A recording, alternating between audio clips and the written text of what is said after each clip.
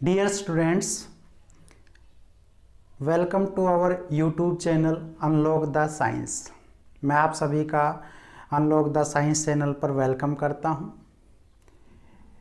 बेटा, पिछले लेक्चर में हमने न्यूमेरिकल प्रॉब्लम सॉल्व किए सिस्टम ऑफ यूनिट चैप्टर से।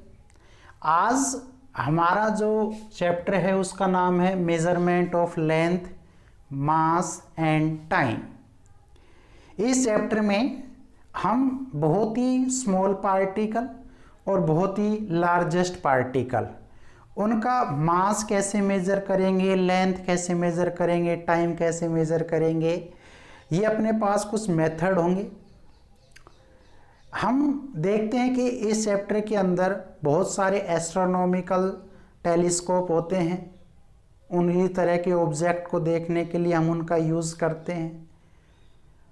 ऐसे ही किसी भी ऑब्जेक्ट का मास कितना होता है तो उस मास को हम कैसे लिख सकते हैं, ये सारी बातें आप इस चैप्टर के अंदर क्लियर करेंगे। तो चलिए बेटा स्टार्ट करते हैं अपना chapter measurement of length, mass and time.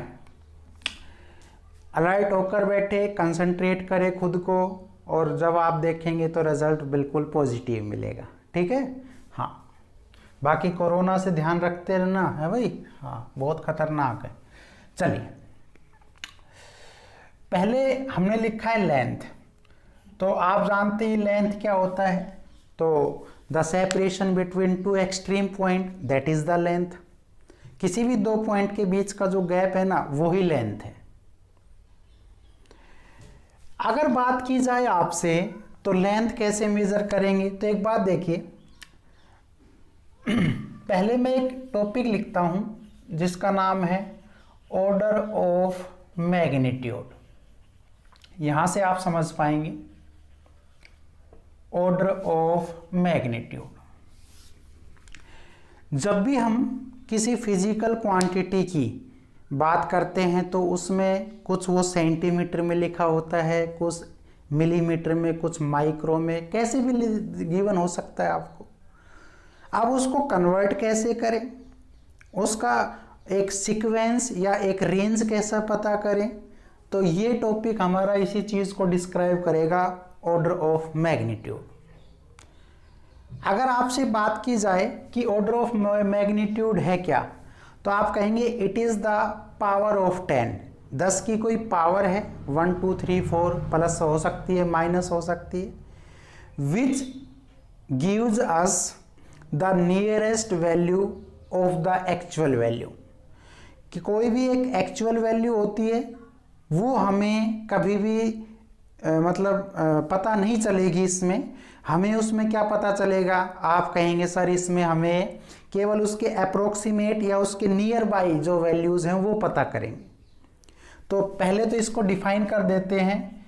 It is, क्या ये, power of tens, power of tense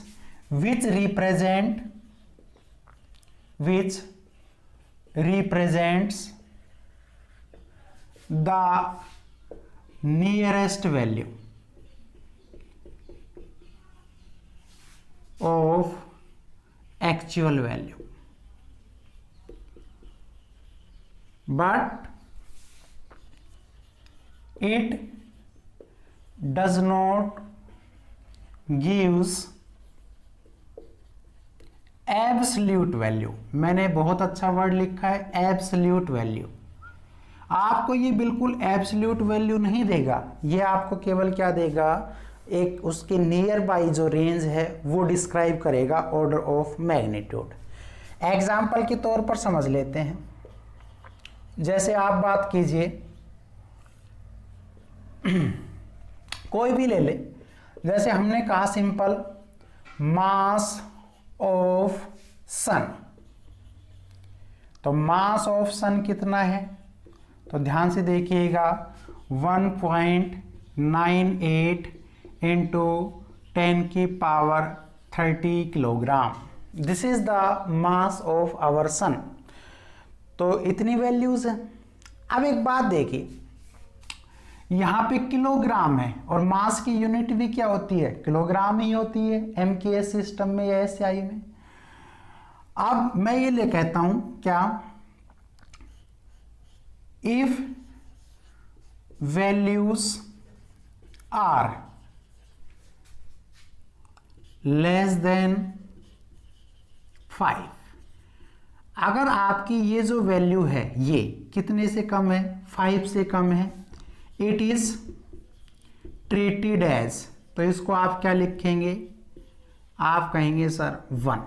इसको आप हमेशा किससे शो करेंगे, 1 से।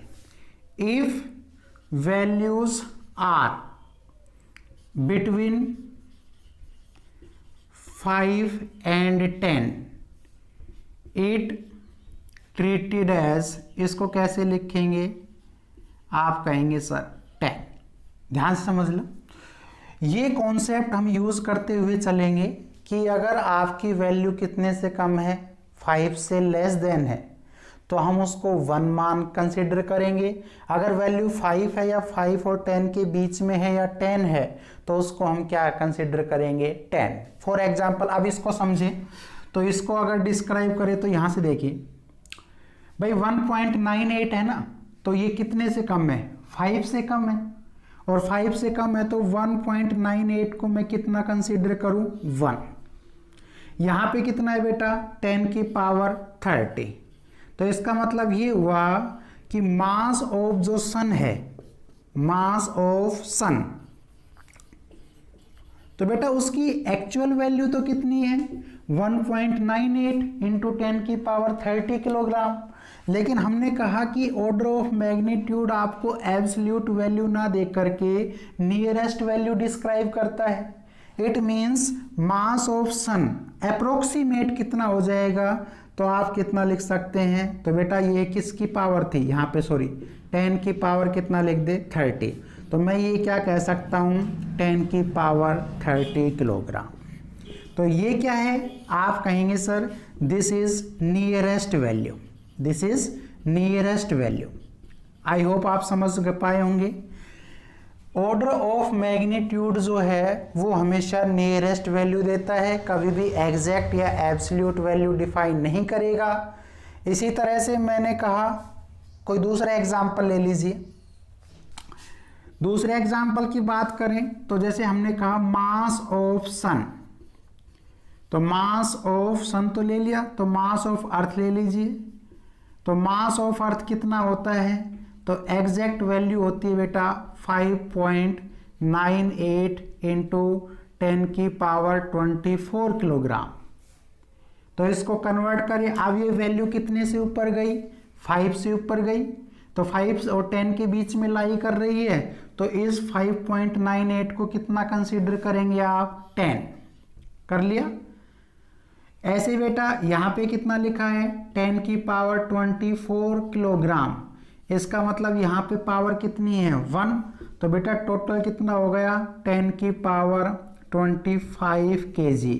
This is the nearest value of the actual value and it is the mass of the अर्थ। तो mass of earth का जो ऑर्डर ऑफ मैग्नीट्यूड है वो कितना है बेटा, 10 की पावर 25।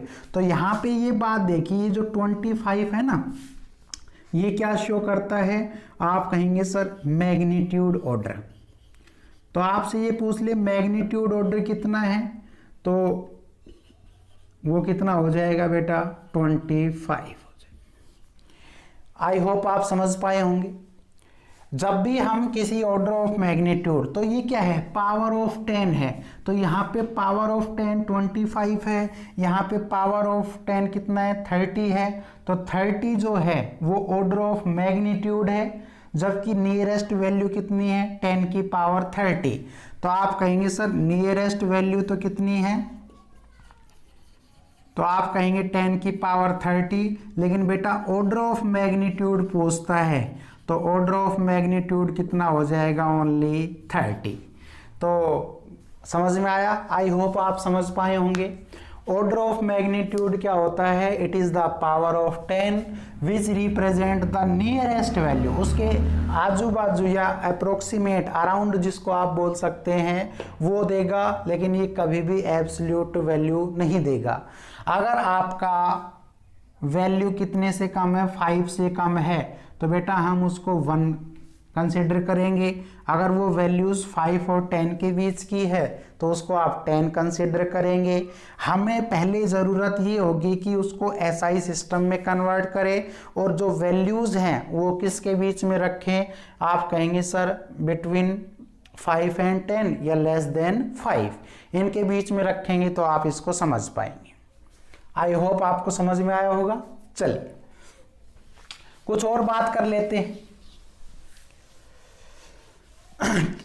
अब ये वैल्यूज कहां से कहां वेरी करती है ना, ये बात और समझने की है। तो एक बात देखिएगा, जो वैल्यूज होती हैं वो स्मॉल पार्टिकल से लेकर लार्जेस्ट पार्टिकल तक हो सकती है।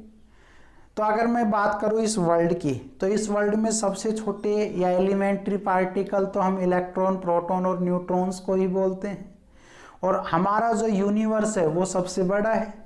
तो इसका मतलब ये हुआ range of variation, range of variation of order of magnitude, order of magnitude. तो बेटा वो कितना कर सकता है? आप कहेंगे sir from proton, from proton, और प्रोटॉन का जो साइज है वो कितना होता है?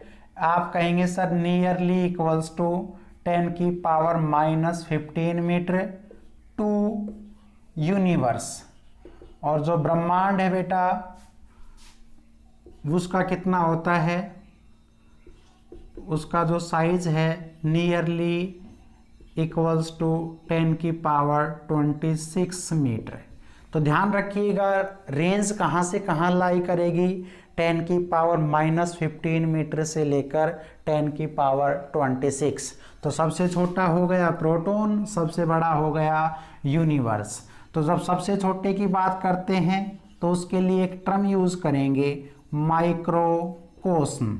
माइक्रो का मतलब सबसे छोटा और बेटा कोसम का मतलब वर्ड। तो माइक्रोसोम मीन्स, तो what is the meaning of microsome? तो आप कहेंगे माइक्रोकोस्म मीन्स स्मॉल वर्ड, ठीक है। और बेटा व्हाट इज द सेकंड? तो आप कहेंगे sir macrocosm. And what is the meaning of macrocosm? Macrocosm means large word. I hope आप समझ पाए होंगे। तो बेटा ये वैल्यूज या ऑर्डर ऑफ मैग्नीट्यूड कहाँ से कहाँ वेरी करता है। बहुत छोटी चीज़ से हम फिर थोड़ा बड़ा देखें, उससे बड़ा, उससे बड़ा, उससे बड़ा, और हम सबसे लास्ट क्या देख सकते हैं? यूनिवर्स साइज को देख सकते हैं। आपको जब भी order of magnitude find out करना होगा तो आप वैल्यू को कैसे, जैसे मान लो मैंने लिखा है 1600 किलोमीटर, तो बेटा अब आप इसको पहले किस में कन्वर्ट करेंगे? उस रेंज के अंदर लेके आएंगे, ठीक है। तो मैं इसको क्या लिख सकता हूँ? 16 इंटू 10 की पावर, ये तो हो गया 2, और बेटा ये क्या हो गया? किलो का मतलब 10 की पावर 3 मीटर हो गया। अब आप कितना लिख सकते हैं? 16 इंटू 10 की पावर 5 मीटर, लेकिन अभी भी वैल्यू 5 और 10 के बीच से कहीं ज़्यादा है। तो अब इसको कन्वर्ट कीजिए, कितना कर देंगे बेटा? तो मैं यहाँ पे लिखना चाहूँ तो 16/10 की पावर कितना हो जाएगा ये? तो आप इसको कर सकते हैं इधर, हाँ इधर 1.6 इंटू 10 की पावर 6 मीटर, इतना हो जाएगा, ठीक है बेटा। 1600 मीटर, तो 1600 मीटर यहाँ, सॉरी 1.6 इंटू 10 की पावर 6। अब ये वैल्यूज कितने से हो गई? लेस देन 5, तो 5 से कम हो गई तो ट्रीटेड एज 1। और बेटा ये कितना हो गया? 10 की पावर 6, तो लगभग 10 की पावर जो 6 है वो ऑर्डर ऑफ, तो बेटा ये तो नियरेस्ट वैल्यू है, और ऑर्डर ऑफ मैग्नीट्यूड कितना है इसका? 6 है। तो पहले आप इन चीज़ों को ऐसे कन्वर्ट करेंगे और उस हिसाब से आप वैल्यू असाइन कर देंगे। This is the topic of order of magnitude. I hope आपको समझ में आया होगा। चलिए अब अपने टॉपिक की तरफ बढ़ते हैं और हमारा जो टॉपिक है वो बेटा कितना है, क्या नाम है, मेजरमेंट ऑफ लेंथ। तो देखिए लेंथ को किस किस तरीके से हम मेजर करते हैं। Measurements of length.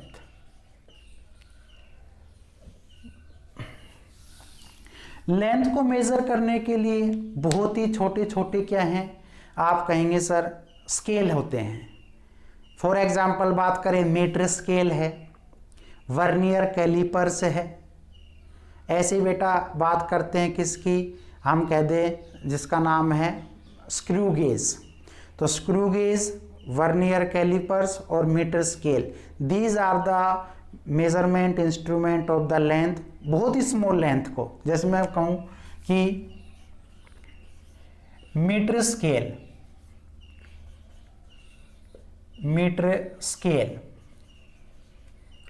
is used for measurement of range of कितना बेटा 10⁻³ मीटर टू 10⁻² मीटर है। यानी कि अगर मैं आपसे ये कहूँ कि 10⁻³ मीटर से लेकर 10⁻² मीटर तक की जो लेंथ है उसको हम किस से मेज़र करेंगे, मीटर स्केल से। ऐसे बेटा हम कहें वर्नियर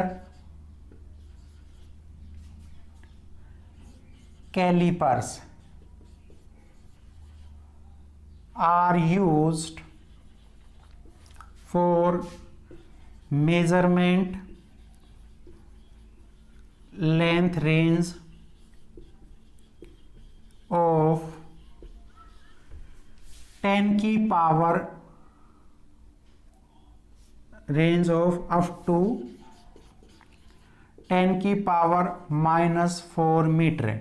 10⁻³ से लेकर 10⁻⁻4 के बीच की जो लेंथ है वो किससे मेजर करेंगे, वर्नियर कैलिपर से। ऐसे बेटा स्क्रू गेज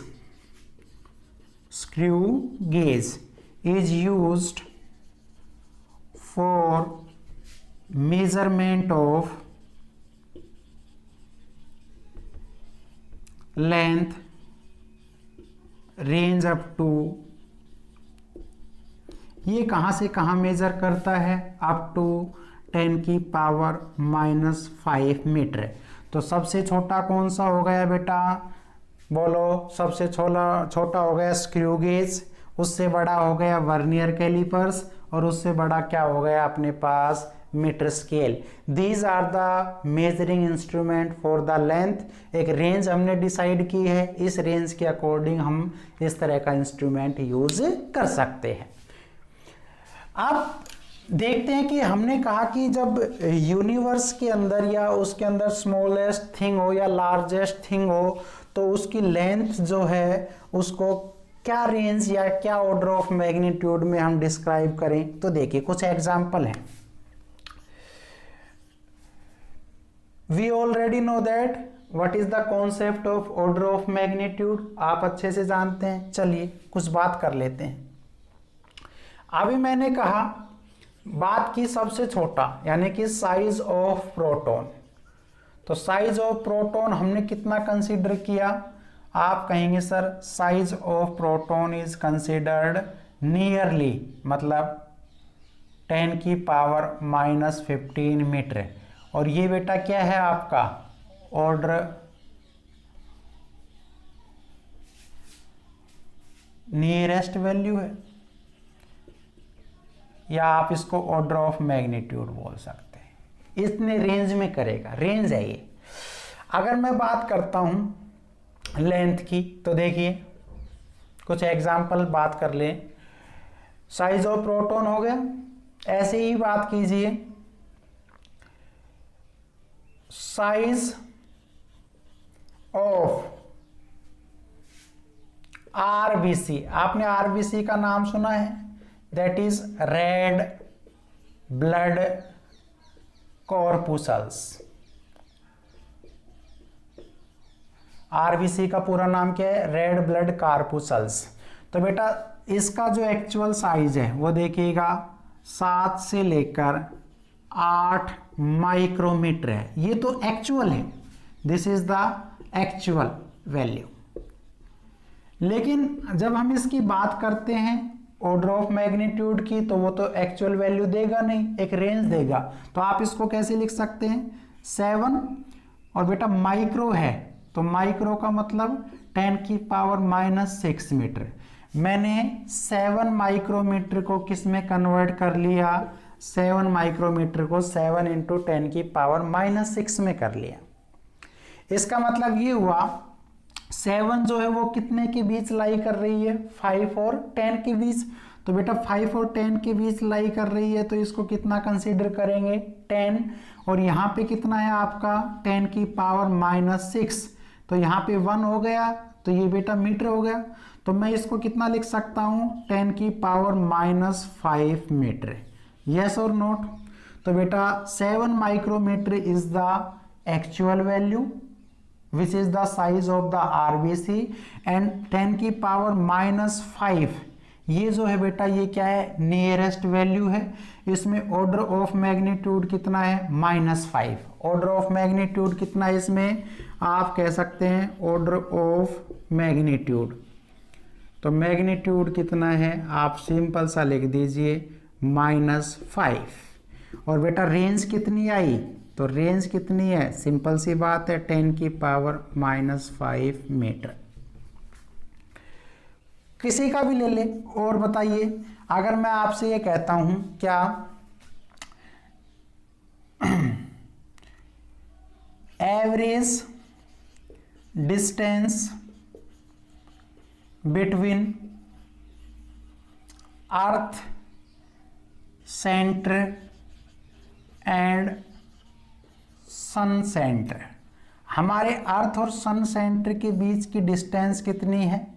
तो आप जानते ही हैं AU हमने यूनिट की थी, एस्ट्रोनॉमिकल यूनिट। तो 1 AU। और बेटा what is the value of 1 AU? 1.496 × 10⁻11 metre. This is the actual value. लेकिन हमें एक्चुअल वैल्यू नहीं देखनी है, ऑर्डर ऑफ मैग्नीट्यूड में हमें उसके आसपास की वैल्यू देखनी है। तो हम इसको क्या लिख सकते हैं? 1.4। तो बेटा 1.496 इज बिलो देन 5। तो 5 से कम है तो इसको कितना ट्रीट करेंगे? 1। और ये कितना है बेटा? 10⁻11। तो मैं ये कह सकता हूँ कि जो ऑर्डर ऑफ मैग्नीट्यूड या मैं ये कहूँ कि जो रेंज है, तो बेटा रेंज तो कितनी है? 10⁻11 मीटर। ऑर्डर ऑफ मैग्नीट्यूड कितना है इसका? पावर कितनी है? 11। आई होप समझ पाए होंगे। ऐसे ही और एग्जाम्पल की बात कर लीजिए। क्या? तो बेटा ऐसे एक एग्जाम्पल है जिसका नाम है रेडियस ऑफ अर्थ। तो रेडियस ऑफ अर्थ की बात करें तो हम जानते हैं कि RE radius of earth actual में 6371 किलोमीटर होती है।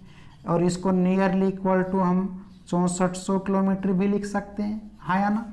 अब इसको लिखिए तो बेटा अगर मैं इसको 64 और ये 10⁻2 और ये 10⁻3 मीटर लिख सकते हैं। तो 64 × 10⁻5 मीटर हो गया। अब यहां से देखें, अगर अभी ये 10 की रेंज से बाहर है तो 5 और 10, तो बेटा 6.4 × 10⁻6 मीटर लिख सकते हैं। यस और नोट? अब ये 5 और 10 के बीच में है तो इसको कंसिडर कितना करेंगे आप? 10। यहाँ पे 1 हो गया और ये 10⁻6। तो बेटा जो रेंज हो गई इसकी वो 10 की पावर कितनी हो गई? 7। तो 10⁻7 मीटर तो ऑर्डर ऑफ मैग्नीट्यूड हो गया। और बेटा अगर इसकी पावर ऑफ 10 की बात करें तो ये कितना है? 7। तो 7 पावर ऑफ 10 है और ये इसकी रेंज हो गई, यानी कि नियरेस्ट वैल्यू। तो आई होप आप समझ पाए होंगे। हमें एक्चुअल पता था, हमें एक्चुअल फाइंड आउट ना करके एक क्या करना है, उसका order of magnitude find out करना है। ठीक है बेटा? समझ में आया? तो this is the measurement of length from smallest to largest particle. जिस हिसाब से आप कन्वर्ट करना चाहें कर सकते हैं। एक बार इसका स्क्रीनशॉट ले ले बेटा।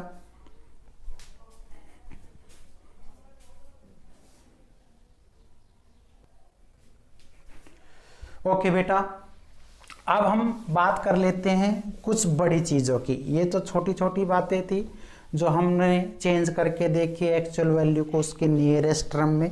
अब बात कर लेते हैं हम कुछ मेथड की। तो पहला मेथड है बेटा जिसका नाम है पैरेलैक्स मेथड। पैरेलैक्स मेथड देखिए, पैरेलैक्स मेथड वो होता है जहाँ पर ऑब्जेक्ट हमारे मेजरमेंट या ऑब्जर्वेशन पॉइंट से बहुत ज़्यादा डिस्टेंस पर। तो पैरेलैक्स मेथड के लिए एक रेंज हमने डिसाइड की, और वो रेंज कितनी थी? आप कहेंगे sir objects are far away about 100 light year. यानी कि कोई भी ऑब्जेक्ट अगर हमारे ऑब्जर्वेशन पॉइंट से लगभग 100 लाइट ईयर तक हैं तो ही हम उसके लिए कौन सा मेथड लगाएंगे? Parallax method. आई होप आप समझ रहे होंगे। पैरेलैक्स नाम इसलिए पड़ा, पैरेलैक्स नेम इज गिवन, इसलिए दिया गया है। Parallax name is the given measurement of object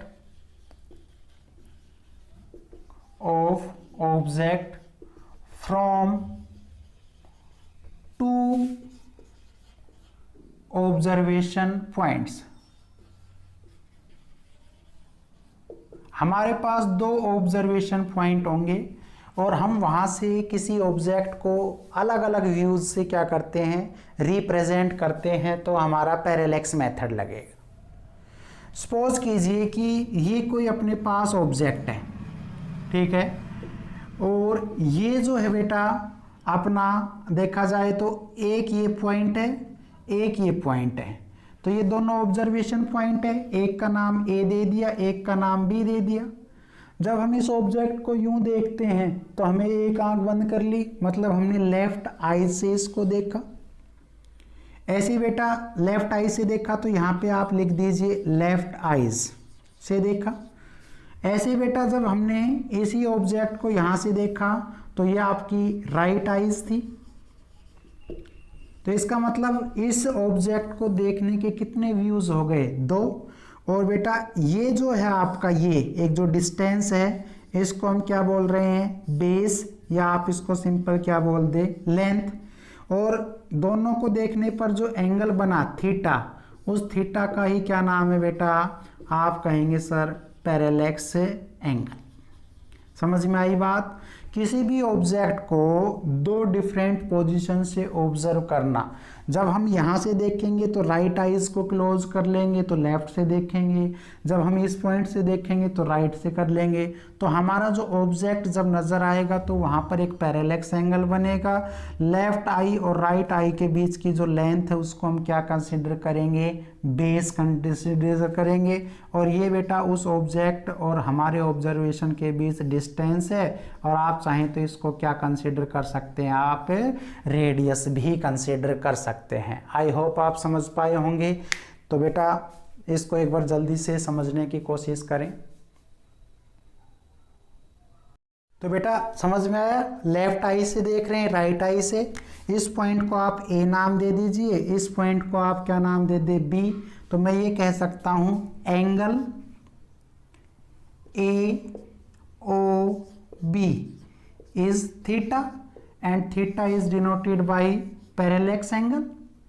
and बेटा ये क्या है? डिस्टेंस है या रेडियस है? This is the base. तो आप इसको बेस को एक साइन दे दीजिए बी, और डिस्टेंस या रेडियस को मैंने एक साइन दे दिया एक्स।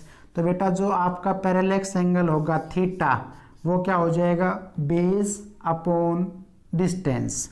तो बेस अपॉन डिस्टेंस ये हो गया। तो बेटा बी किसको रिप्रेजेंट कर रहा है, बेस या रेडियस बिटवीन ओरिजिन पॉइंट, और ये आपका है जो है इनके बीच का जो बेस है उसको, तो बेस को तो बी शो करेगा और रेडियस और ये इसको क्या करेगा, आप कह सकते हैं ये डिस्टेंस है। आई होप आप समझ पाए होंगे। तो पैरेलैक्स एंगल निकालने का क्या मेथड हो गया, theta is equals to B upon X. बेटा चाहे लेंथ हो या डिस्टेंस हो सेम यूनिट होंगी, सेम यूनिट होंगी तो कैंसिल आउट हो जाएगा, कैंसिल आउट हो जाएगा तो जो एंगल होगा उसको आप किस में मेजर कर देंगे, रेडियन में कर देंगे। तो थीटा इज इक्वल्स टू क्या होता है, theta degree is equals to B upon X होता है। आई होप आप समझ आए होंगे। पैरेलैक्स मेथड क्या है बेटा, एक ऐसा मेथड जो केवल ऑब्जेक्ट की डिस्टेंस को कहाँ तक मेजर कर सकता है, 100 लाइट ईयर तक मेजर कर सकता है। दूसरा आप कह सकते हैं पैरेलैक्स मेथड इसलिए आया क्योंकि जब हम ऑब्जेक्ट को देखते हैं तो हमारी पोजीशंस के अंदर चेंज आ जाता है, और चेंज किसके बीच में आता है, जो दो ऑब्जर्वेशन पॉइंट होते हैं उनके बीच। तो उनके बीच को हमने कोई ना कोई लेंथ ले ली और जहाँ से हम मेजर कर रहे हैं तो ये अगर डिस्टेंस x है तो बेटा ये डिस्टेंस भी क्या होगी, x होगी। यानी कि आप ये भी कह सकते थे कि AO जो है बेटा वो OB के बराबर है और उसकी वैल्यू ही क्या है, x है। तो ये भी आप कह सकते हैं। चलिए इसको और थोड़ा सा डिटेल में पढ़ने की कोशिश करते हैं। देखिए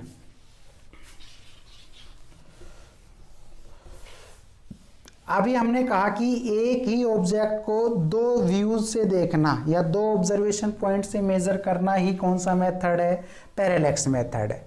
तो अब पैरेलैक्स मेथड, तो अगर मैं ये बात करूं कि भाई हमारा जो क्या है स्टार है या प्लेनेट है या हम कह दें मून है, उन सबको हम किससे मेजर कर सकते हैं, पैरेलैक्स मेथड से मेजर कर सकते हैं, क्योंकि इनकी जो डिस्टेंस है वो हमारी अर्थ से इतनी ज़्यादा दूर तक नहीं है, यानी कि 100 लाइट ईयर से ये ज़्यादा नहीं है। तो अगर मैं ये कहूँ क्या कि एक ले लेते हैं कुछ भी ऑब्जेक्ट या एक स्टार ले लेते हैं जैसे, तो हमने बेटा एक ये पॉइंट लिया, ठीक है, हमने ऐसे ही ये एक सरफेस ले लिया, इसको थोड़ा इधर बना देते हैं, ये एक आपका है पॉइंट, ऐसे ही हमारी अर्थ है ये, तो अर्थ है तो अर्थ तो रिवॉल्व करेगी, करवाओ रिवॉल्व।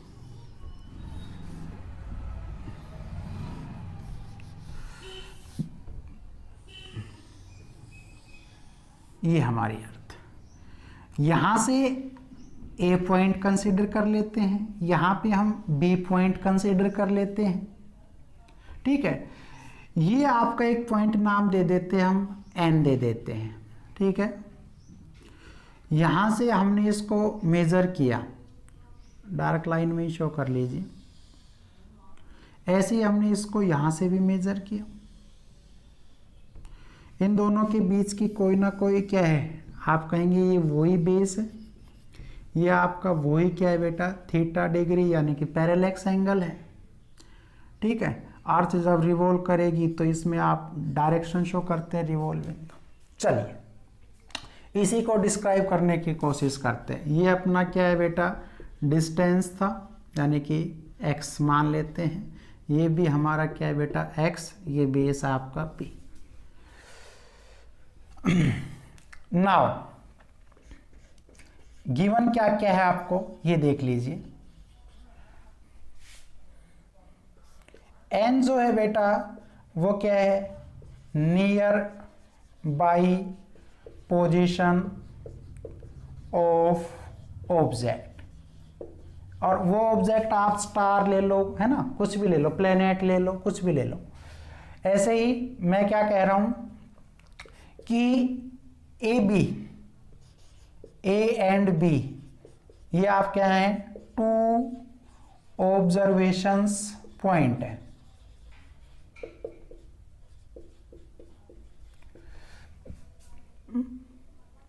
अब बात समझिए, अगर ये हमारे अर्थ का सेंटर होता तो बेटा एक आपका ऐसे बिल्कुल सीधा भी देख सकते थे हम, हाँ या ना, तो ये थीटा आपका डिवाइड हो जाता, तो ये एंगल तो किस में हो जाता, थीटा 1 में, और ये एंगल कितने में हो जाता, थीटा 2 में, हाँ या ना।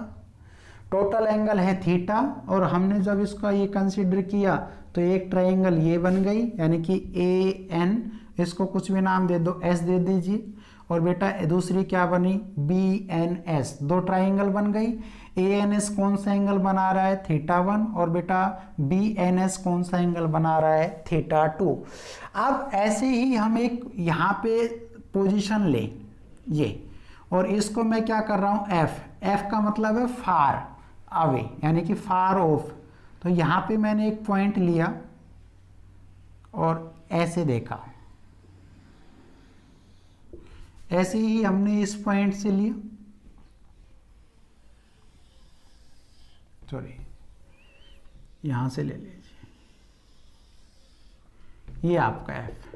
तो एफ समझ में आया क्या है, तो लिख दीजिए एफ क्या है, far off points of object from observation point A and B, observation point A and B, ठीक है। तो बेटा यहाँ पे देखो, ये कोई ना कोई एंगल बना रहा है, इसको हम नाम दे देते हैं थीटा 1, और ऐसे ही ये कोई ना कोई एंगल बना रहा है, इसको नाम दे देते हैं थीटा 2। तो यहाँ से समझिएगा,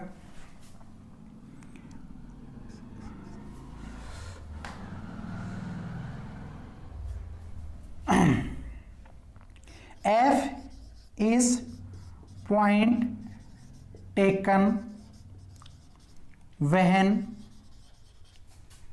earth is in motion and a point is observation point। जब अर्थ अपने ऑर्बिट में क्या करती है, रिवॉल्व करती है, तो हम एक एफ पॉइंट को कंसीडर करते हैं। कहाँ से, हमारे ऑब्जर्वेशन पॉइंट या ओरिजिन पॉइंट ए से कंसीडर करते हैं। तो यहाँ पे हमने देखा तो इसने क्या एंगल बनाया, so F A N, angle F A N is equals to angle A N S. तो बेटा ये कितना बनाया, थीटा 1। इसको हम ऐसा कह सकते हैं, हाँ या ना। ऐसे सिमिलरली करें क्या,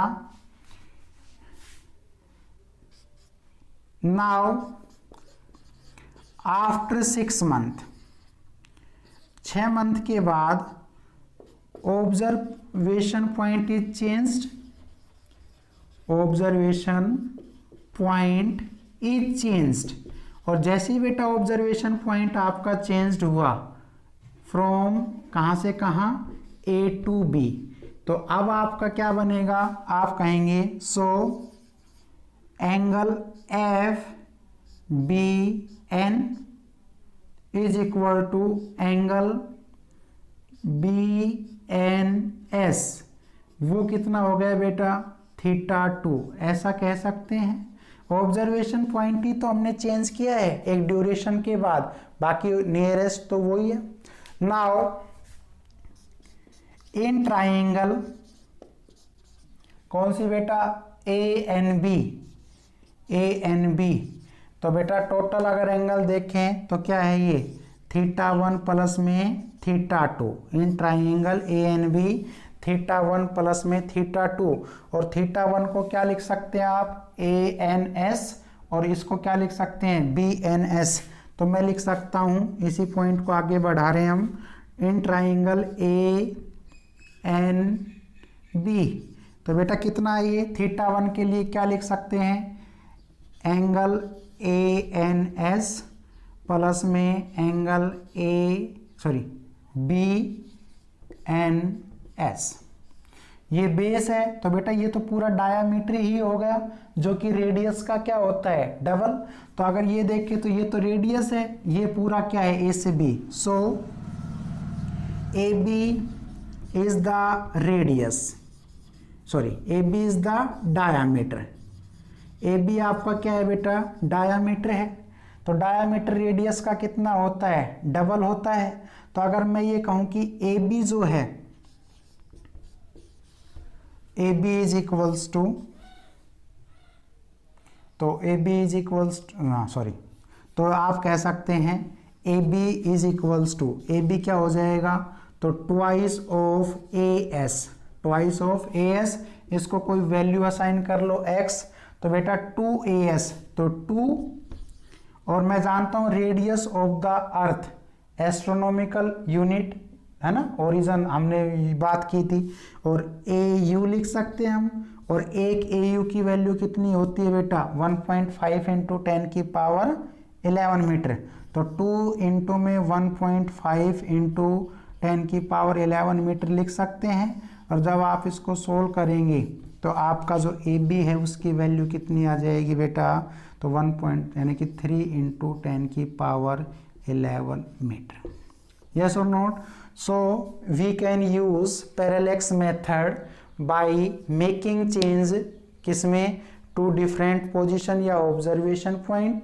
theta is the parallax angle, theta is overall angle है बेटा, पैरेलैक्स एंगल है। पैरेलैक्स यही दिया कि जब हम पोजीशन में चेंज करते हैं विद रिस्पेक्ट टू बेस या ऑब्जर्वेशन पॉइंट, और पैरेलैक्स एंगल ये हमारा बिल्कुल क्या है, सेंटर है। तो सेंटर है तो बेटा यहाँ से ये थीटा एंगल 2 पार्ट में डिवाइड हो गया, थीटा 1 एंड थीटा 2। ये हमने क्या लिया, एक फार अवे, एफ से शो होता है far away point of object from observation point A and B. और बेटा एन का मतलब क्या है, नियर बाई पॉइंट, यानी कि वो बहुत ही नज़दीक जो दिखाई देगा वो। इनका यूज हम with the help of telescope या एस्ट्रोनॉमिकल टेलीस्कोप। तो ये जो 2 पॉइंट आए ना एन और एफ, तो N and F are separated by astronomical telescope. किसी भी चीज को देखने का जो एस्ट्रोनॉमिकल, स्टार है, प्लेनेट है, मून है, सन है, इन चीज़ों को देखने के लिए हम जनरली किसका यूज़ करते हैं, एस्ट्रोनॉमिकल टेलीस्कोप का। तो अगर विदाउट टेलीस्कोप आप देखते हैं तो कौन सा पॉइंट कंसिडर होगा, फार, जो कि दूर है। और जब हम उस टेलीस्कोप की हेल्प से देखते हैं तो वो चीज़ें क्या आ जाती है, बिल्कुल पास आ जाती है। तो कौन सा पॉइंट होगा, एन। तो जब हम पैरेलैक्स मेथड अप्लाई कर रहे हैं तो हम चीज़ों को किसकी हेल्प से ऑब्जर्व कर रहे हैं, एस्ट्रोनॉमिकल टेलीस्कोप, इसलिए एन आया। अगर इस टेलीस्कोप का आप यूज़ नहीं करेंगे तो कौन सा पॉइंट रहेगा, जो कि आपका एफ है।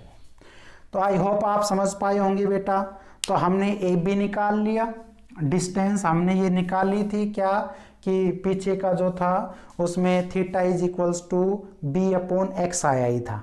और यहाँ पे हमने इसका बेस निकाल लिया, ए बी जो है वो क्या है, बेस, यानी कि डायमीटर ऑफ द अर्थ है। तो diameter of the earth A B is twice of 2as, यानी कि ये रेडियस है। और बेटा ए यू कितना होता है, 1.496 या 1.5, और इसको सोल्व करने पर हमने ये calculate. This is your parallax method. I hope आपको ये समझ में आया होगा बेटा। एक बार इसका स्क्रीनशॉट आप लेना चाहें ले लीजिए। ठीक है बेटा, आप समझ पाए होंगे। तो ये सारे हमने एक इंस्ट्रूमेंट एस्ट्रोनॉमिकल से मेजर किया है। जब हम उस ऑब्जेक्ट को देखते हैं तो आप इसमें डायरेक्शन शो कर सकते हैं बेटा, ठीक है। और थीटा 1 निकाल लिया। ऐसे अगर ए एन की बात करें तो ए एन ही किसके इक्वल है बेटा, ए एन आपका इक्वल है किसके, बी एन के। और मैं ये कह दूं ए एन की वैल्यू एक्स है, ये भी एक्स है, तो बेटा एंगल भी क्या हो जाएंगे। तो अगर ए एन की बात करूं तो थीटा है, ए एन कितना एंगल है बेटा, थीटा। और जब दो ट्राइंगल में बना तो यही थीटा 1 है और थीटा 2। तो अगर आपको ए एन की वैल्यू कैलकुलेट करना चाहें एंगल में, तो आप दोनों थीटा 1 और थीटा 2 को क्या कर सकते हैं, ऐड भी कर सकते हैं, ठीक है। ट्राइंगल ए एन बी में जो एंगल ए एन बी है, ये जो एन है, एन, तो ये थीटा 1 प्लस थीटा 2 ही है बेटा। और ये कहाँ से आया है, आपका दो ट्राइंगल के बीच का है, ठीक है। समझ में आई बात। चलिए आगे की ओर बढ़ते हम। जब हमने ऑब्जेक्ट को देखा एस्ट्रोनॉमिकल टेलीस्कोप की हेल्प से, तो किस तरह का व्यूज़ हमारे सामने आया, क्या क्या एंगल बने, ये चीज़ें हमने क्लियर की। अब और थोड़ा सा बारीक से इसको देख लेते हैं। क्या साइज कैसा आया, साइज ऑफ एस्ट्रोनॉमिकल ऑब्जेक्ट। भाई ये तो हमने एंगल और रेंज पता कर ली कि दिखा कैसा, लेकिन अब उसका साइज हम कैसा देख पा रहे हैं ये।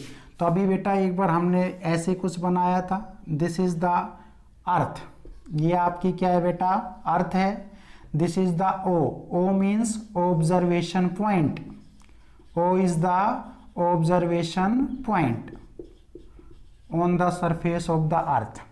और बेटा यहां से हमने उसको देखा, ऑब्जर्वेशन से देखा, तो एक तो ये इस तरह से बेटा, एक आपका ये इस तरह से, और ये उसको हम मून को ही मान ले, मान लो ये इस तरह की शेप है, तो ये हम कोई भी जैसे मून मान लेते हैं, ठीक है।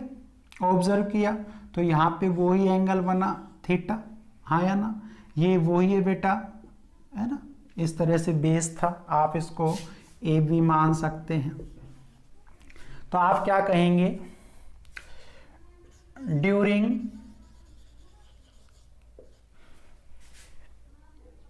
Measurement of astronomical object like moon, it seems, कैसा दिखाई दिया आपको, इन डिस्क फॉर्म या शेप। सो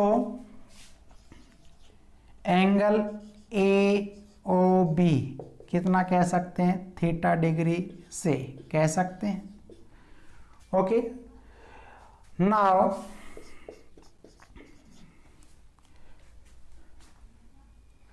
द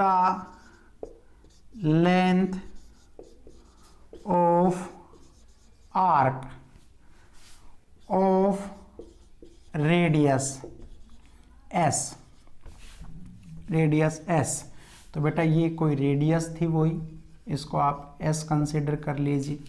तो थीटा बेटा कितना हो जाएगा, तो लेंथ ऑफ आर्क, तो length of arc of radius, तो लेंथ ऑफ आर्क का मतलब ये रहा बेटा, आर्क शेप में है और ये रेडियस, तो अगर length of arc into radius कहें तो ये कितने के बराबर आ जाएगा आपका, तो जाहिर सी बात है ये आ जाएगा। So now the length of arc of radius S, so base A B, तो ए बी कितने के बराबर हो जाएगा, ये वैल्यू उठा के यहाँ पे रख दीजिए, क्या, length of arc of radius S. तो जैसे ही लिखा तो बेटा A B is equals to, यानी कि ए बी तो ये बेस ही तो है, तो क्या हो जाएगा, सिंपल सी बात है, लेंथ ऑफ आर्क, तो यहाँ पे कितना है बेटा, एक तो एंगल कौन सा बना, थीटा, और रेडियस कितना है बेटा, एस, तो आप कह सकते हैं theta into S. This is the value of base we calculated when size of the astronomical object. ये बात आप हमेशा ध्यान रखिएगा, जब हमने चीज़ों को ऑब्जर्व किया तो ये किस तरह से शो हुई, ये बातें हमने पढ़ी। ऑब्जर्वेशन पॉइंट है, इस तरह से बेस है, तो जब आपको लेंथ दे दे, रेडियस दे दे, तो आप डायरेक्ट बेस निकाल सकते हैं, ये डिस्क फॉर्म में शो होता है। ये बातें आप हमेशा ध्यान रखेंगे, ठीक है बेटा, इसको नोट कीजिए एक बार।